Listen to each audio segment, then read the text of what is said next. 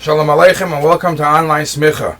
Today we'll discuss a halacha in connection with this week's Parsha, Parshas Bereshis. After the story of the Eitz Hadas, Hashem hands down the punishments to the Nachash, to Chava and to Adam.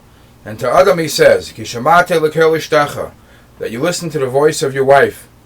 V'toichal min ha'etz asher tzivisicha leimer, and you ate from this tree that I told you, I commanded you not to, lo yiseichal mimenu.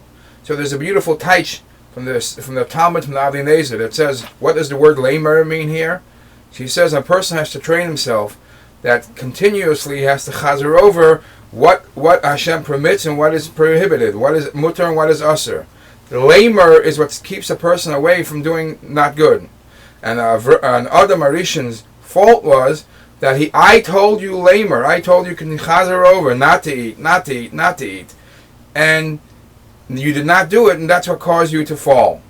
And therefore, the Rahman al-Islam, the curse is, Arura ha'adama ba'avurecha, bi'itzavein teichalena kol yemei chayecha. The earth will be cursed, the land will be cursed, and you'll have to toil all your life to enjoy some of the produce of the ground. Further on, the pasuk says, V'zei asapecha toichel lechem, only with the sweat of your face, with hard work, you'll be able to produce and eat the bread that comes from the ground.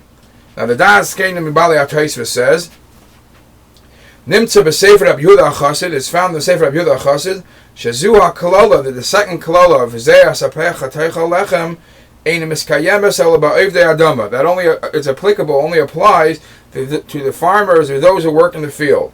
But V'loi b'Melachim V'Sarim, not to kings or special people, they will not be. They will not have this kalala. Avo be'etzev tildi banim, but the kalala that Hashem gave to Chava, that was through suffering, only through hard child labor, she will give birth to children.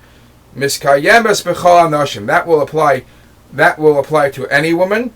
And the reason why Chava got a harsher punishment than Adam is lofisha isha chata v'hichtia. Since the woman, Chava, not only she sinned, but she caused others to sin, therefore her curse is harsher. However, other Mefarshim say, it's basically in the story from the Gemara Psachim, the Gemara Psachim says, Kashim is a Nesav Shal Adam, it is harder to produce a good living, a kosher living. A parnasa is harder, it's more difficult, even more kiflayim kiyaleda. It's double as hard as the pain of childbirth. And the Gemara proves it from the pasuk that by the curse, by the kalala that Eibishter gave to Chava, he says be'etzev teil dibanim lashon yachid. And by the kalala of Adam Rishon it says be'itzavain lashon rabim. And simply translated it means that yes, child labor is a tremendous sorrow, tremendous suffering. But you always have that vision that times will be better once the child is born and you'll have only simchas. Whereas the struggle and the tsar of parnasa is always. And that's why it's kiflayim keileda. The Gemara goes on and says, Rabbi Lazar brings two other comparisons how hard it is to make mizaynesav shaladim parnasa. Rabbi Lazar says, Kashim mizaynesav shaladim kekriyas yamsuf. It's as hard as for Hashem to produce parnasa for everyone, just as hard it was to split the sea, Yamsuf. And the Mefarshim say that when the Eibishter was about to do the Yamsuf, so the Malachim, the negative Malachim came and said, how are you doing this? Not every Yid deserves to get it. Not every Yid deserves to be freed and leave Mitzrayim. And especially as such, and that's like Kriyas Yamsuf. And the Eibishter did not listen to them, and obviously he went ahead and did the Kriyas Yamsuf. So too, noising lechem lechol basar. Hashem gives parnasa to everyone. If you tzaddikim or Rahman al-Islam Yishayim, Hashem produces everybody to everybody. In a certain sense, it's even harder than what took place in Kriyas Yamsuf. And then Rabbi Lazar says, Kashim is a nation shaladam yoser min geula. To produce a person, to produce a proper mizayna shaladim, proper parnasa, it's even harder than causing the geula, the redemption. Because by geula it says hamalach hagoya leisi mikora. An angel could do it. Whereas over here by parnasa, it's only the Eibishter himself does it. The Gemara, the Rashi says, why is it that the Gemara elaborates so much how important it is and how hard it is to produce a good kosher living? So Rashi says a person should know nafkamina lemiboyer achmi. The nafkamina is a person has to know he should daven, because it's not an easy task to make a parnasa. Actually, even though it is so difficult, if you look in Shulchan Aruch, in Hilchos Even Ezer, Siman Ayin, if a person comes along and says "Chenisht," I mean it's so difficult. I'll just be relaxed and hope for the best.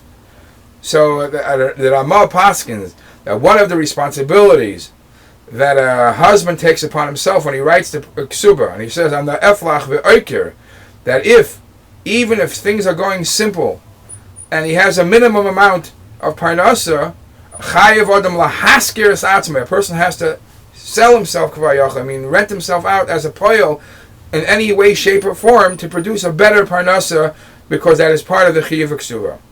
Back to Rashi, the Rashi says that a person has to daven. It is interesting to note that there's very few psukim or very few tefillas that you have to have kavanah. We know Kriya Shema you have to have kavanah, the pasuk Rishon Shel Kriya Shema, and we know Shemona Esrei, if not the whole Shemona Esrei, at least the Avis you have to, the first bracha of Avis, you must have kavanah. But there is one pasuk in Psukei de Zimra that is an interesting halacha, that it says, the Gemara says in brachas, Kol ha'omer Tehillah l'David b'chol yom, anybody who says 3 times the capital of Tehillah l'David, muftach lo shehu ben olam haba. What's unique of the capital Tehillah l'David, the capital of Ashrei, that it goes in the order of the Aleph Beis, b'chol yom avachecha, Gadol Hashem umhol, it goes through the Aleph Beis. But the second plus is, and that's why it's even greater than the capital Kuf Yotes and Tehillim, is that in this capital there is also the pasuk that says Peiseach es yadechu u'masbiah lechol chai rotzen, and that is a tremendous shvach, a tremendous praise and bakasha to the Eibishter. And in halacha it's gepaskened that if somebody says that pasuk Peiseach es yadechu u'masbiah lechol chai rotzen did not have kavanah, he has to go back and repeat it again and say it with kavanah. Why? Since it's only one pasuk. Whereas in other parts of the davening we say, just like the first time he didn't have proper kavanah, who says the second time will be any better? But on one pasuk we will be in matriach to go back and say that pasuk again. Now there is a machlekes ha'achreinim. What does it mean? What happens if you're going back to say this pasuk? Do you just say the Pesach Hashidacha, or you say everything afterwards again? So the Mishnah Berurah says you have to say Pesach Hashidacha at Seif HaMizmer. Until Vanachnu Levarach Kod, you have to continue the rest of the Mizmer. However, the Ketzois HaShulchan, Rabbi Chaim Noah says that you only have to say that pasuk of Pesach Yadecha, and you have to have the proper kavanah and the Eibush Shik Parnasa. And there's also a minig Yisrael that b'shas you say Pesach Yadecha, you're mamashmesh b'tefillin, you touch the shel yad. For those who are wearing tefillin, you touch the shel yad and touch the shorosh. And the hezber is given, it's brought in time and hagim, that a person has to know again that the Eibush is the one that sends the parnasa, and the parnasa is given to us for not so much for Inyonei Rishus and Inyonei Aguf for Gashmias fulfillment, but Laman Shemecha we touch the tefillin to say it's not only for Hanas Aguf, but it's Hanas Sarchi Shemayim.